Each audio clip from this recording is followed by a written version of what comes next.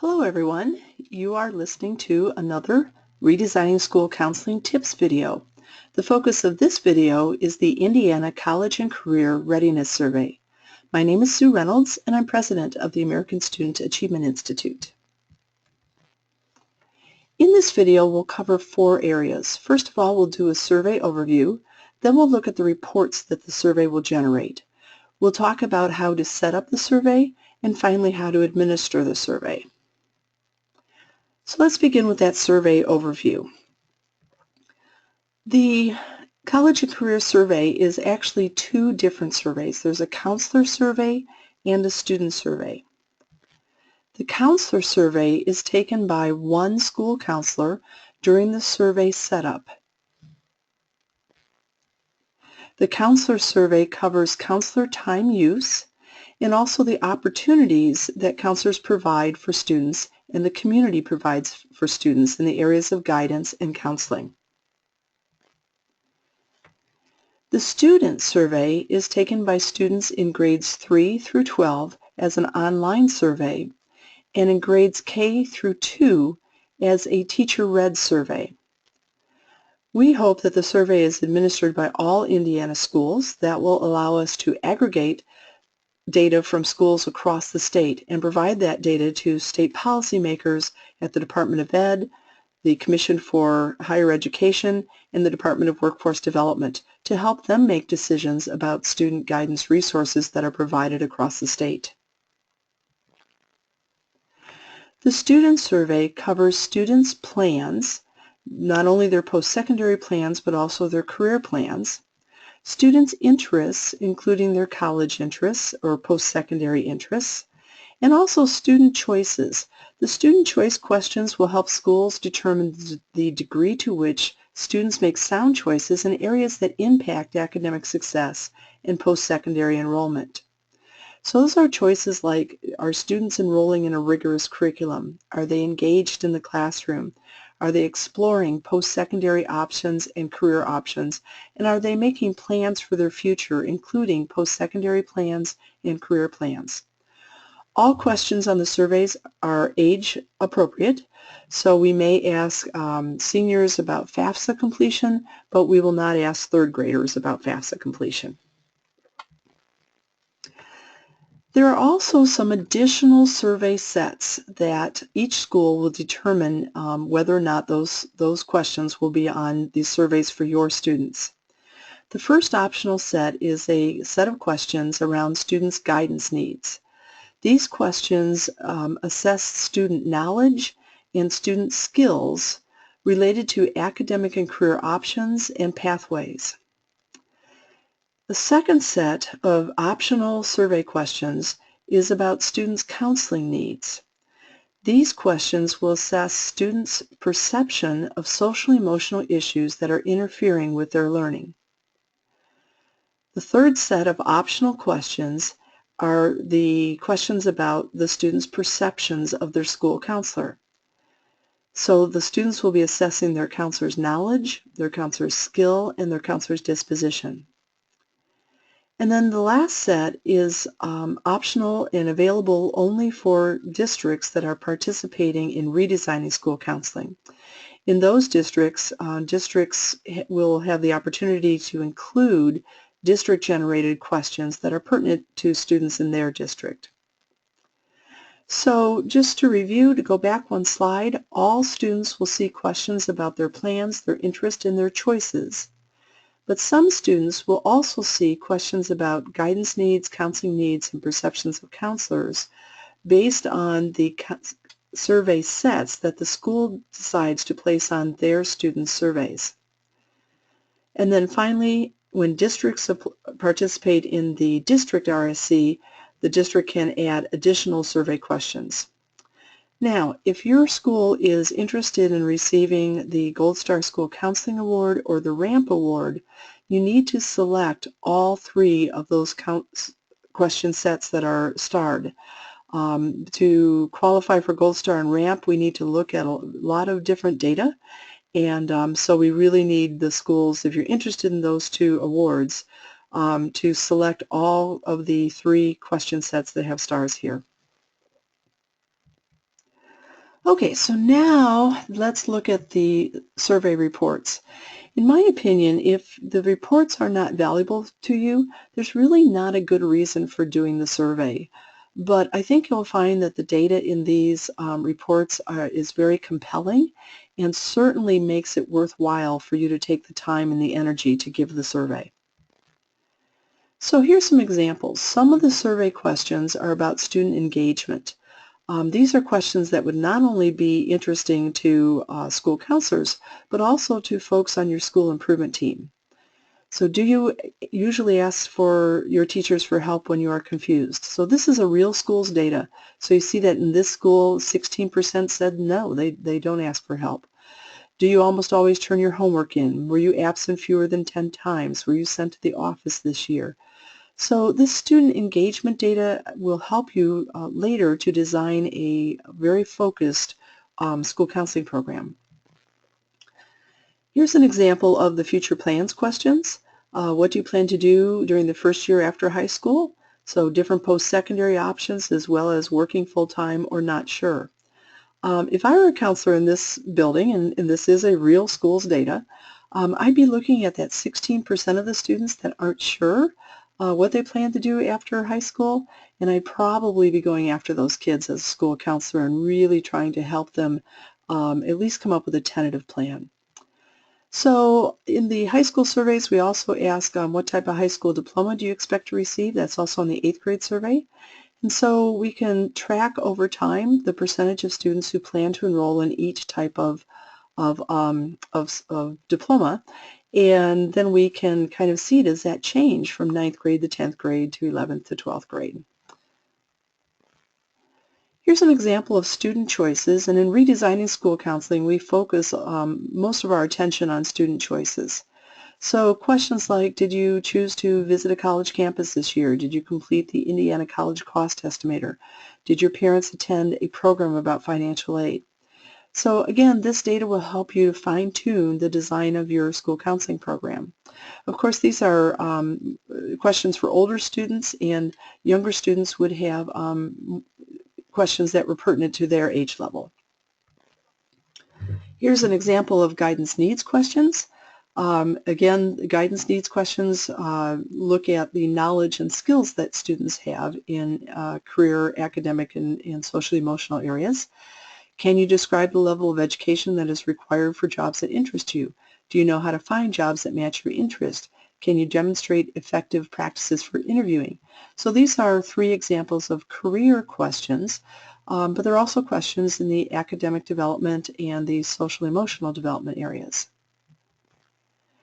And then this is a example of counseling needs. And I do want to point out here that the counseling needs data is only available to counselors, and it is password protected, so the public will never see this data. So controlling my anger is making it difficult for me to succeed at school. Fighting or hitting is making it difficult for me to succeed at school. Drugs and alcohol is making it difficult for me to succeed at school. So all those social emotional issues that students bring to school and make it difficult for them to learn in the classroom, we'll be assessing through the survey. And then finally, the perceptions of counselors. This data is also only available to counselors unless the counselors decide to share the data, of course. So questions like, does your school counselor care about you? Does your school counselor have high goals for you? Do they believe that all students are important?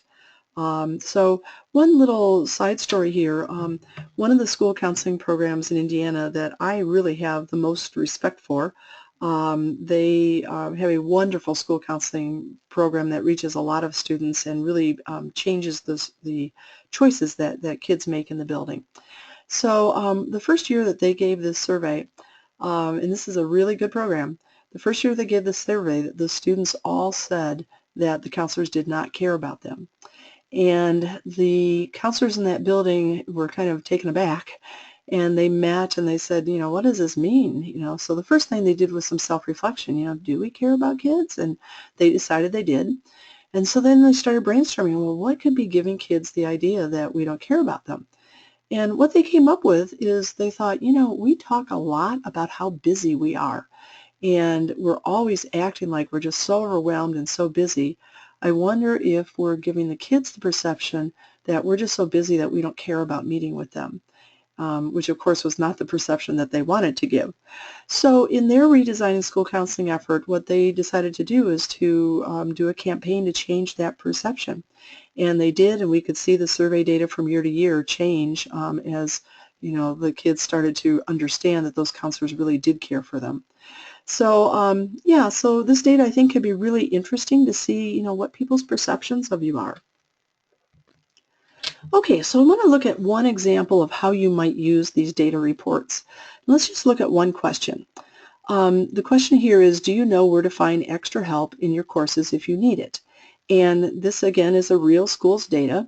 So in the school, 75% of all kids said they knew where to find extra help. So, that might sound good, but that also means that 1 out of 4 students does not know where to find extra help. So imagine yourself walking down the hall and every 4th kid does not know how to get extra help in your building.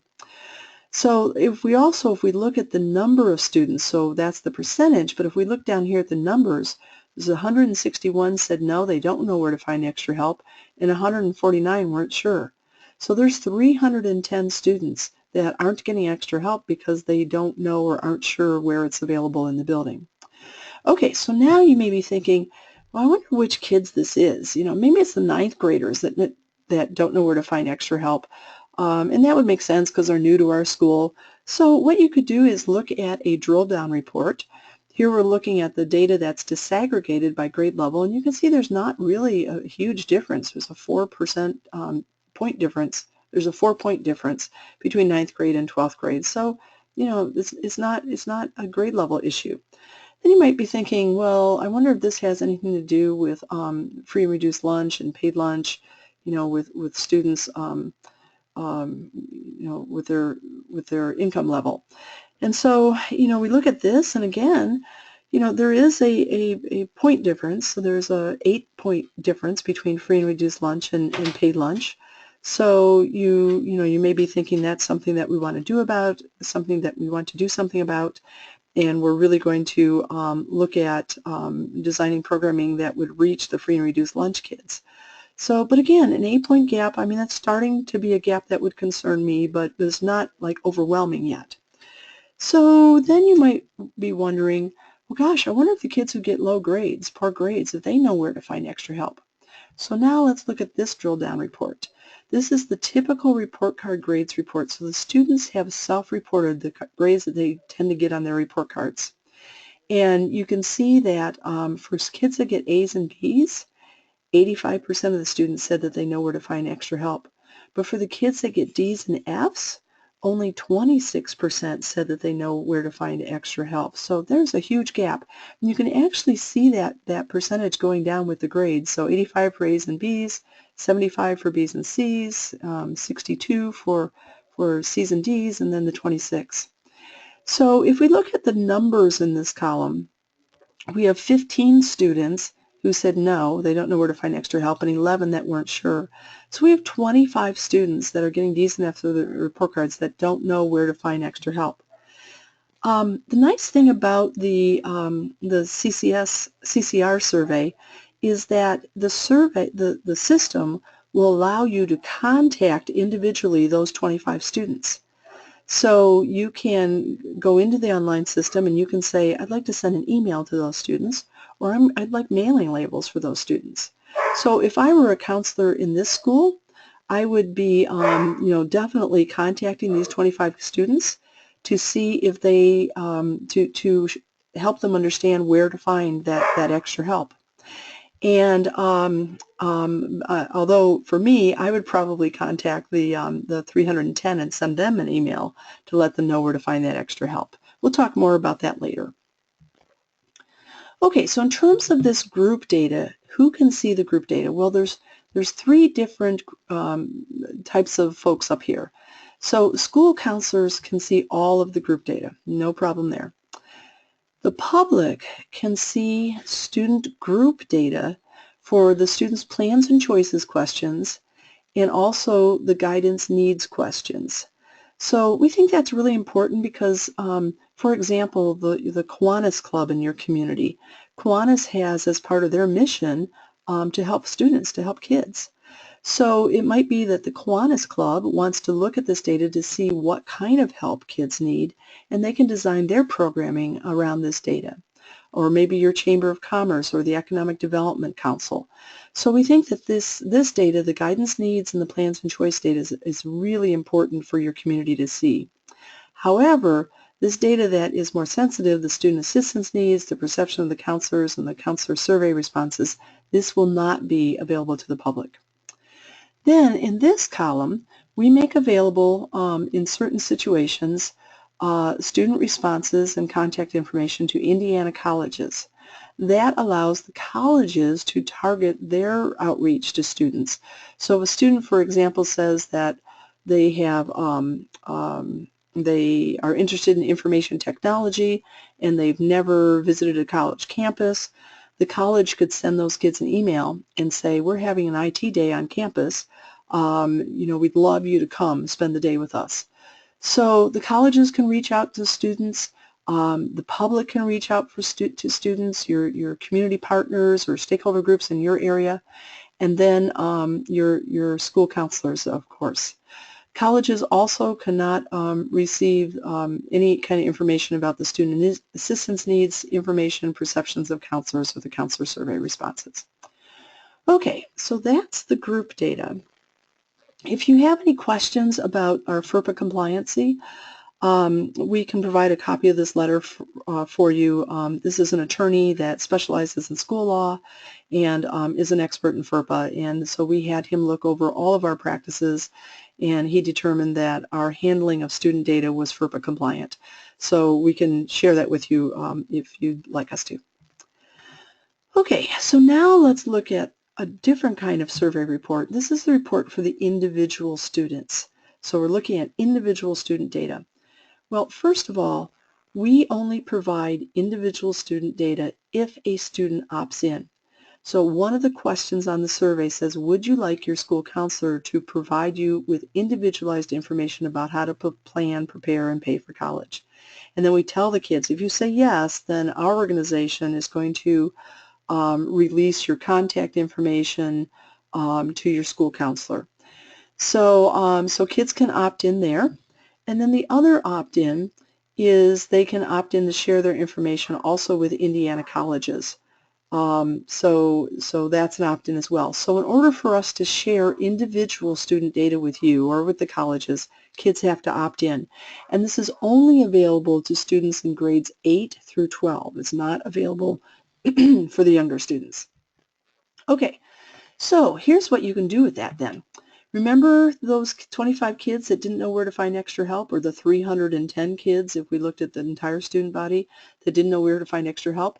You could say to the system, give me a list, an email list, for kids who don't know where to find extra help. And here's what the system will give you. This is, just sample email addresses, but it would give you the email addresses for all the kids who said that they didn't know where to find extra help. Or they didn't know where to find extra help. So here's another way you can use that. Let's say you've got a representative from DePaul University coming to your high school to talk with kids. Instead of only having a general announcement on the PA, you could actually send an email to students who expressed on the survey that they're interested in DePaul. And then in that email you could say that a DePaul rep will be here on Thursday at 2:15. If you'd like to pass, come to the office. So yeah, so another way you can use that student list generator. Just to show you how robust this could be, let's say you're interested in engaging more students in your AP and dual credit courses. You could ask the computer to give you a list of sophomores who plan to go to college, who earn A's and B's on the report card, and do not plan to take an AP or a dual credit course in high school.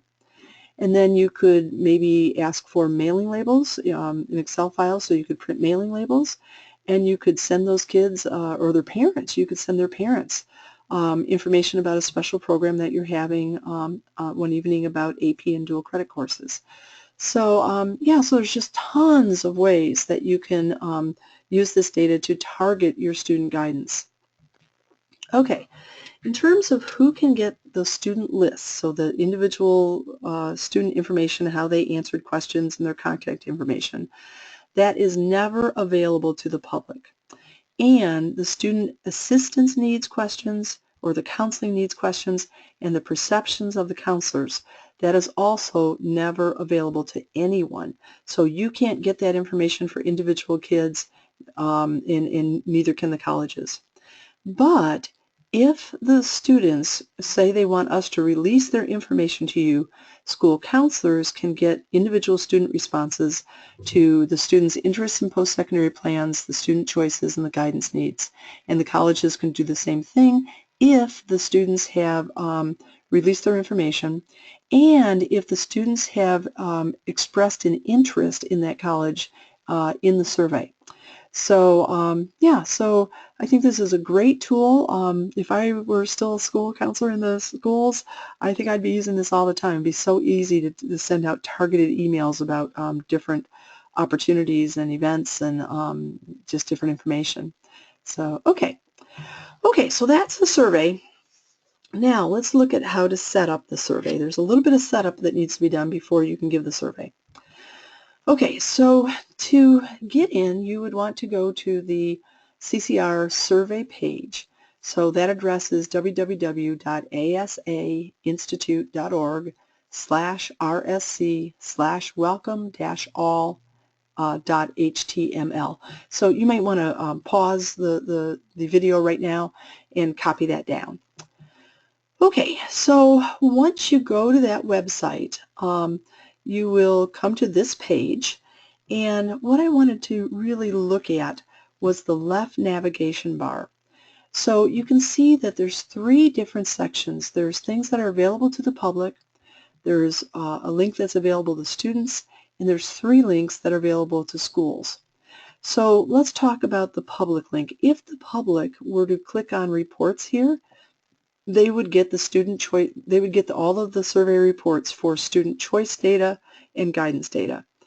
The students could click here and actually go to the page where they're going to take the survey, but we're also going to give you a direct URL that I think will be easier for you to use. Okay, so now let's look at the school links. So as a school counselor, you can click here and get a set of instructions for setting up the survey and giving the survey. You can click the next link to actually set up the survey, and then on your report link you also get the private reports that are only available with a username and password. So I'm going to look at all three of these. We're going to start with instructions.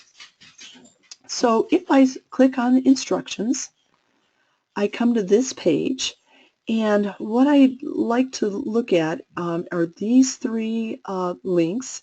And then also, if I look below that, I can see that there's instructions for how to set up the survey. So everything that we're going over right now, you can just go to this page, and this kind of gives you a summary of everything. Okay, a couple things to look at on this page. First of all, let me go back. See how this says March 15th? This survey used to have a survey window of March 15th to June 15th. However, in 2017, we're going to change that survey opening window to January 11th. This will allow all schools who are participating in Lily's counseling initiative with us as a technical service provider or some other technical service provider. All Indiana schools will be able to use this survey to help with the planning phase of their Lily counseling initiative. Okay, in some places we've noticed we haven't caught all of the March 15th dates and changed them to January 11th. So if you happen upon a March 15th date, just ignore it. It should be January 11th. Okay, so let's look then at these three things. And this is a set of survey administrator instructions. So whoever is standing in front of the kids, asking them to survey, this will help them know what to say to the kids and how to help them log into the survey. So this is the survey administrator questions. This is the video that we're recording right now. And then if you want to see the questions ahead of time, if you click here, that'll pull up a page where it shows all 4 survey sets, and then you can click on the grade levels to see the questions within each of the 4 survey sets. Okay, So the next two links here in the left navigation bar on the survey page require a password and a username to use. So the survey setup and the reports, if you remember, these are the password protected reports. If you click on either one of these, you're going to come to a login screen, and you'd put your username and your password in the login screen. Now, we mailed to every school in Indiana a username and password in 2008. We know that probably a lot of you still don't have that password.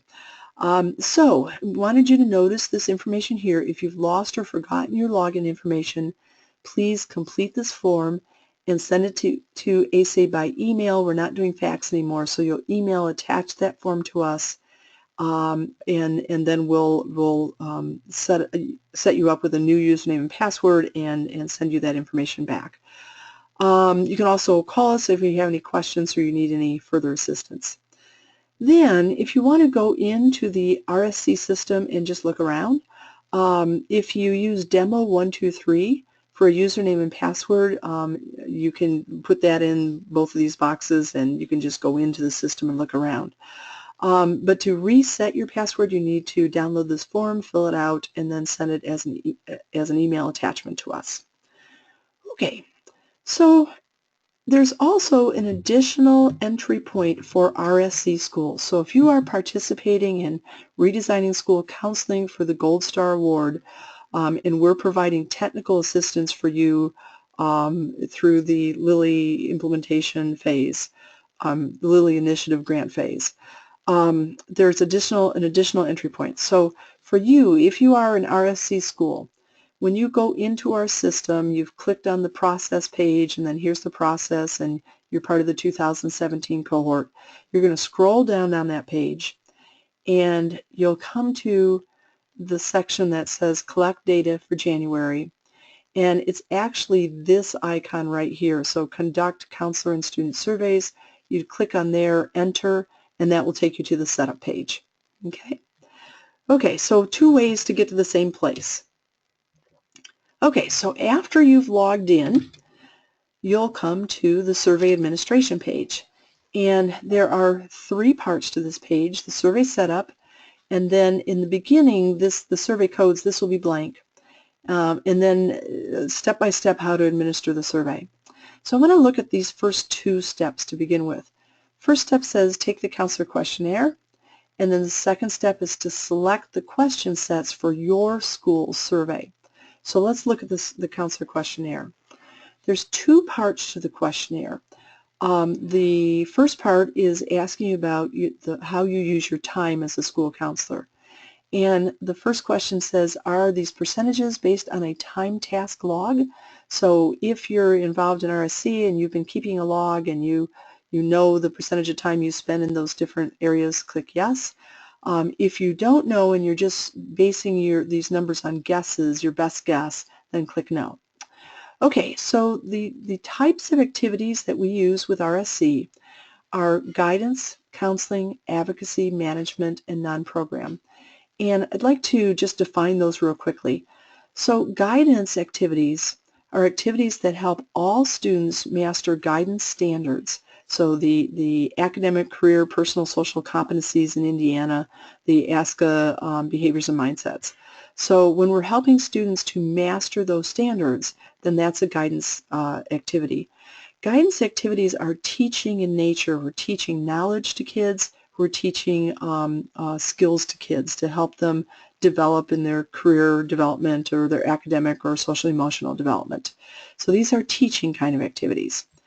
Counseling activities are activities that help some students, and if your school is normal, it's probably about 1 out of every 5 students, address a personal social concern that's interfering with their learning.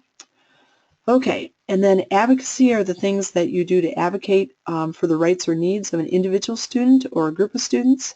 Management is things you do behind the scenes to make your school counseling program run efficiently. And then non-program are those things that you do that have nothing to do with guidance or counseling. So they're not a guidance activity, it's not a counseling activity, it's not advocacy, it's not management. It's all the things that you do that are unrelated to your program. So it might be registrar duties or administration duties or master scheduling or substitute teaching. So those are non-program activities, and we know that counselors do those, and we want to be able to capture the percentage of time that you're spending doing those things. Okay, one more thing on this slide. We often get questions about why do we use this word guidance. I used to be executive director of the Indiana School Counselor Association, and I served for a while on the ASCA governing board. And I know, I'm very well aware that there's been a major effort to change the term that the school counselors that we call ourselves from a guidance counselor to a professional school counselor. We are, though, using the word guidance, and I wanted to explain that. So in RSC, we're talking often with community folks about, and other educators, our principal, our teachers, about what we do as school counselors. And what we have found over the past 20 years or so of doing this is that the words that ASCA uses and that Norm Geisber's first introduced, responsive services, individual planning, guidance curriculum, those were words that meant something to us. You know, school counselors, we use those words all the time. But when we were talking to the Kiwanis or to the principal or to the Economic Development Council about programming for kids, those were words that they were not familiar with, and it made communications difficult.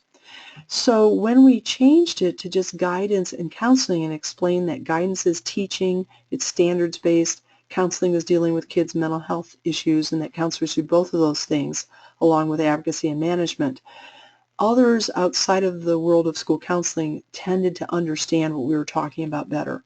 So that's why we use the words guidance and counseling. We just think it makes communications with non-counselors much easier. So just wanted to explain that because we've had some questions about why we're using guidance. So, and we do believe, and we refer to counselors as professional school counselors. Okay, so the second part of the counselor survey asks you to look at all the different guidance and counseling activities that a sound school counseling program would help students engage in.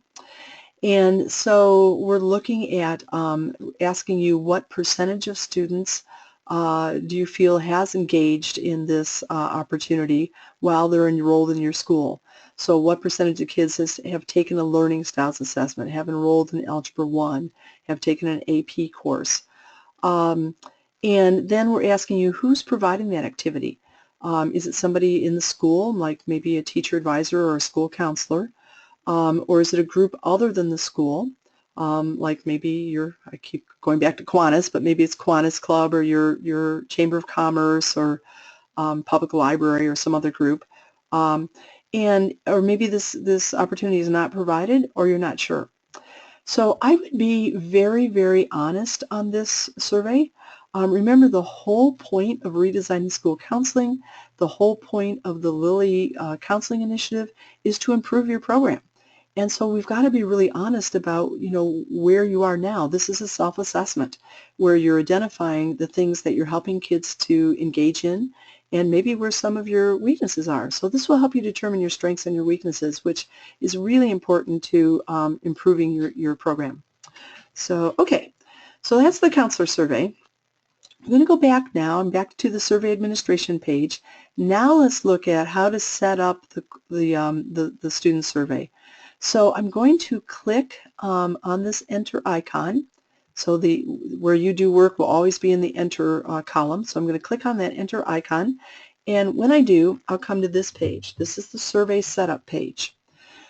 So the first question that you're asked here is, are you seeking ASCA Ramp or Indiana Gold Star? And if you are, you need to give all 4 survey sets, and it will automatically check them if you say yes. If you say no, the system will check the first one. This is the default questions. Everybody gets this, student plans and choices. And then you have the option of also selecting the student guidance needs, as well as, if I keep scrolling down, the student counseling needs and the student perceptions of their counselors. If you're looking at this and you're thinking, you know, I can't remember what that is, I'm not sure if I want my kids to have those questions, you can click on the grade levels and the questions for those grade levels will pop up. Then you're going to enter the person setting this survey. If you are an RSC school, your steering team members will pop up when you click this down button. If you're not an RSC school, the very last button will say enter a name not listed here and just put your name in there. That tells us who decided in your building which survey sets to include, and then just click set up the survey. Okay, so when you click this, the next screen you're going to get will look like this. And this will give you your student survey codes. So, and this goes down to 3rd grade, depending on what grades are in your building. These codes are really important. When students take the survey, this code tells us that this is a student in your grade level. It tells us which questions to give them, what grade level. And then when we're aggregating the data and then disaggregating by grade level, we also use this data there. So it's really important that you copy these down correctly. If you make a mistake in these, your student's data may not go nowhere, or it may go to a different school. So make sure that you're entering this correctly. And notice that each grade level starts with the grade level numbers. Okay, if you want to see where the students are going to enter these, you could click here and that'll just pop up the student survey screen after the survey's open. And then finally, this is kind of important, this is your last chance to edit the survey sets that you've included. So you want to look at these 4 and say, you know, do I really want to include these survey sets, or if one's missing, oops, I must not have, you know, checked that survey set. If you want to edit this, click Survey Setup. That will take you back to the setup page and you can edit. Now, this is really important. Once one student has surveyed, you cannot edit. So you need to make sure if you are going to edit that you do it before kids start surveying, because after the first student is surveyed, you cannot edit this. Also, if you change the questions that you're selecting, that will generate a new set of codes. So if you change anything, make sure you use the most recent set of codes that you're given. Okay, so now we've got the survey set up. Now we need to administer the survey. And there's lots of different ways to do this. We'll give you some suggestions in a minute. The counselors can administer the survey. Teachers can administer the survey. But when you go back into the survey page, you can see that you know, I've done these first 2 steps. I've got my codes now, and now I'm ready to come down into step 3. So I'm going to enlarge that survey administration part so we can look at it. And let's just look through this. This is just step by step what you do. Plan when will students in each grade level take the survey. Plan who will administer the survey. Distribute the survey administrator instructions. If you click this tool, the instructions will download into your computer. Survey the students in grades, grades 8 through 12. Survey the students in grades 3 through 7. So you're doing that. And then in this section it talks about the primary grades survey. I want to talk about that in more detail in a moment. Going on, you can check the number of surveys submitted. So right now there's 0 surveys submitted, but as students start to survey, this number will go up. And as it starts going up, if it's not as high as you think it should be, one of the things you can do here is click this icon, and a report will come up that shows you the names of the students that have surveyed. So that's kind of important, like if you're in an elementary school and teachers are administering the survey and you open this and you see that there's no 3rd grade students, then you know, oh, I better go talk to that 3rd grade teacher because it's probably, you know, for some reason they haven't done it yet.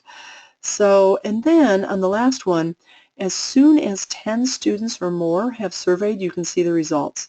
So after 10 students have surveyed, you can open up this report and start to see the trends as the surveys are coming in. So, okay, so let's go back to line 8, enter the tallies from the K2 surveys. So in the Tools column, in this icon here, you will have a tally sheet. It's a Word doc that you'll download. It's a tally sheet. I'll show you that in a minute. And then after you've surveyed, if you are an RSC school, this is where you can put in the tallies that you count up. If you're not an RSC school, you would just have that tally, in-house to refer to. Okay, so here's what the tally sheet looks like. So here's instructions for the teachers. So you've passed this out to all your kindergarten, first grade, and second grade teachers. And basically what they're going to do is ask students to put their heads down, and then they're going to say, raise your hand if, and they'll read through these questions. At the top of the page, they'll click, I'm a first grade teacher, I'm surveying first graders, and the total number of students that they surveyed. And then as each teacher finishes this, they'll give this to you, and then you'll tally up for the whole school. So, okay, and there are questions like, did you save money for college this year? Do you plan to go to college? Now, you may think, oh my gosh, that's a kindergarten question. So we actually have tested this survey with 4-year-olds, and it's very interesting. Matter of fact, I gave the survey to my own granddaughter who last week, who is 4. And on some of the questions, like, did you plan to go to college? Harper said, yes, I plan to go to college and I'm going to be a cowboy. And, that made me chuckle. Actually, I think she was going to be a horse rider. And that made me chuckle. But the thing was, she knew what college was. She knew that college was some way that you studied things. And, and she knew that you went there to become something, to prepare for what you want to be when you grow up. So, and that's, doesn't surprise me because she's grown up in a home where, her parents went to college and they talk about college. So if a child, were not in that situation, they probably wouldn't have raised their hand. So this will give you some good information. However, if you feel like these questions were not appropriate, or the reading level was, or the listening level was just way off, you could just disregard any question that you thought was not really understood by the kids, or any part of the survey that you think is not understood. What our rule of thumb is that in any of our surveys, anything that you think is not valid for whatever reason, you should not look at. So we only want to look at the parts of the survey that you feel are valid. So, okay, so that's K2. And then let's look at the survey administration. So there's a couple things to look at. First of all, how long does the survey take? If you take all 4 survey sets, it's about a 45-minute survey. The longest survey is the 8th grade survey because there's so many choices that 8th graders have to make to set themselves up for a successful future. And the shortest one is the K1-2 survey. So that takes about 10 minutes. So I would plan, 45 minutes or maybe 1 class period to take the survey. Survey window is January 11th to June 15th, so any time in that window you and your teachers could survey. And then how do I get all the students to a computer? We get that question asked all the time. We've had hundreds of schools do this. You have to plan ahead a little bit, but it's really not hard. First of all, a couple things to note is that not all students have to survey at the same time. So, it could be that your 6th graders survey in the middle of January, and your 7th graders are going to survey in the beginning of February. So not all students have to survey at the same time, and it really helps to help your administration and your teachers understand the survey value, that this is actually a survey that's going to help you design a school counseling program that's going to raise student achievement, that there's a lot of student engagement questions on there, and it's also going to help you understand the issues that students are bringing to school that are interfering with learning.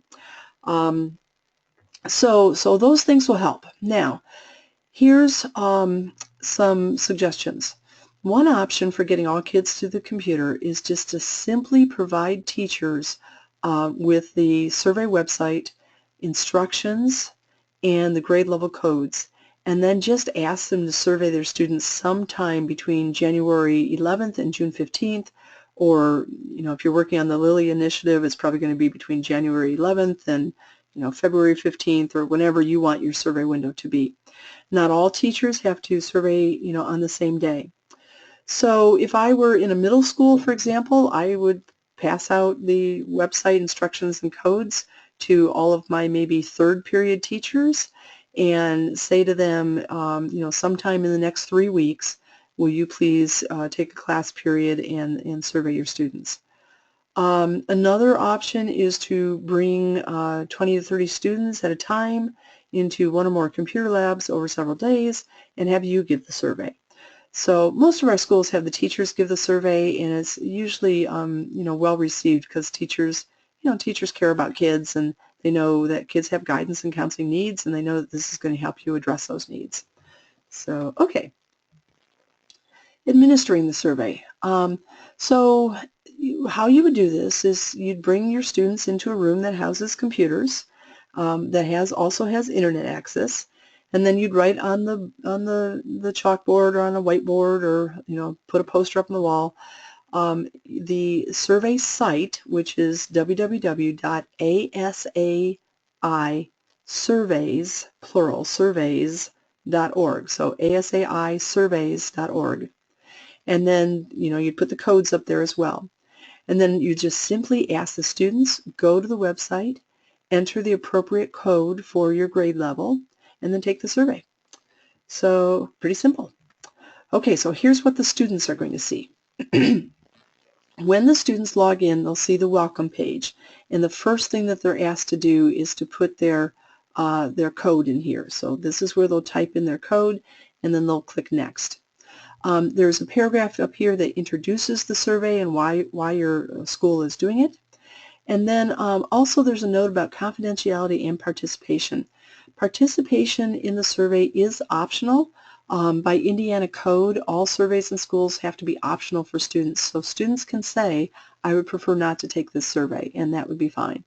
I think it's important then when you're introducing the survey that you explain to them that this is to help you provide better services, and that it's so great that they're helping you by explaining by answering some questions. So okay. So then there are two parts to the survey, and this is a little confusing. We always get a lot of questions about this, so I want to make sure that you understand these two parts and what the difference is between the two. So in part one, the students, when they first go in, they're going to be asked for information that is identifiable information. So their name, their email address, their phone. And remember, none of this information will be shared except if students give us permission to release it, and the only information we're going to share are the student choices. So did they enroll in algebra? Did they turn their homework in? And also student knowledge. Do they know what a FAFSA is? Do they know assertiveness skills?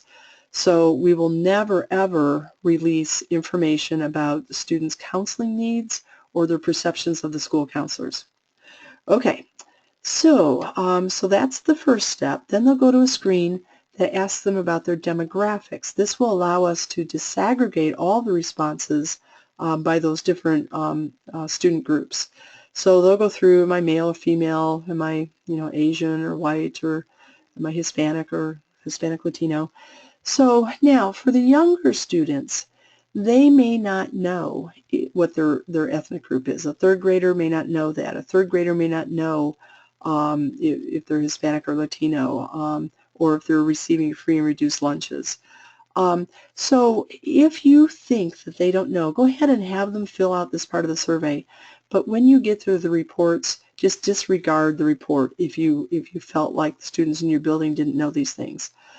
For upper elementary and middle school, high school, I think students, at least from what schools tell us, most students are able to answer these questions. Okay, then the students will go to the place where they answer the questions, and this is what it will look like. What do you plan to do the first year after high school? They just check what it is. Did you create or update an Indiana high school graduation plan this year? Yes, no, not sure. So we just, go through, they'll answer the guidance questions. I'm sorry, let me go back. They'll answer the student choice questions, and then they're going to answer the guidance questions if you included that set. And then they'll go to part 2 of the survey. And this is where I want to explain very carefully what's happening. The survey is actually 2 surveys. And the surveys are back-to-back and appear as one survey.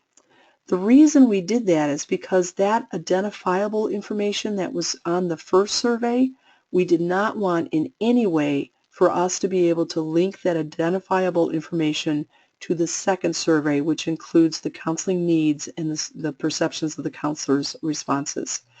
So to make it technologically impossible to connect the student identifiable information to the counseling and perceptions questions, we actually created this as 2 surveys, and they're back-to-back. They appear to the kids as one survey. Okay? Then, in the second survey, we don't want to know individual student responses, but we do want to know their demographics, because if students say that their counselors don't care about them, you may want to look to see, is that boys that are saying that, or is that girls that are saying that? Do free and reduced lunch kids feel this way, as well as paid lunch kids? So for the counselor perceptions and counseling questions, the student group information, I think you'll want to see. Okay, so when the students get to the second part, the second survey, which looks to them like it's still the first survey, they're going to get asked for the student demographics again so that we can connect all the questions after this point to their demographics. And for the kids, when they get to this screen, they're going to say, wait a minute, I already answered all those questions. And so if they say that, all we need to tell them is that this is to protect your confidentiality, and this is going to ensure that everything that you answer after this cannot be shared with anyone anyway. It'll be technologically impossible to share your responses with anyone. So you just tell them it's for confidentiality purposes, and just encourage them that yeah, we know, go answer those questions again. Okay, so then they'll go into the student assistance questions or the counseling needs questions if you've included those questions on your student surveys, and then the perception of the counselor questions if you have included those questions on your survey. Okay, so that's it. You now have an overview of the survey. You know about the reports and the value of those reports. You know how to set up the survey, and you know how to administer the survey, the people who are actually in front of the kids, how they'll administer that survey. So if you have any questions, please feel free to call our organization, the American Student Achievement Institute. So our number is 812-348, that is wrong, 349-4142, typo there, 349-4142. And then there's our email address. So 812-349-4142, and then our email address. And do call us if you have any questions at all. We'd be more than happy to answer those questions. And again, we're hoping that schools all over the state will give this so that we can aggregate data statewide and provide that data to the different agencies that create policy for schools and school counseling. So the Department of Education, the Commission for Higher Ed, and the Department of Workforce Development. So if you have any questions, call us, and we're eager to talk with RSC schools. If you are interested still in receiving technical assistance from us and have not yet enrolled in RSC, as long as you were to call us right away so that we could get you enrolled by February 1st, I think it would still be possible to receive technical assistance from us. We'd have to play catch up a little bit, but I think it's doable. After February 1st, I think we'd need to wait till next year because I think you'd be too far behind to catch up. But it's real doable right now if you call us right away. So, okay, that's it, and we wish you happy surveying. So thanks, everyone.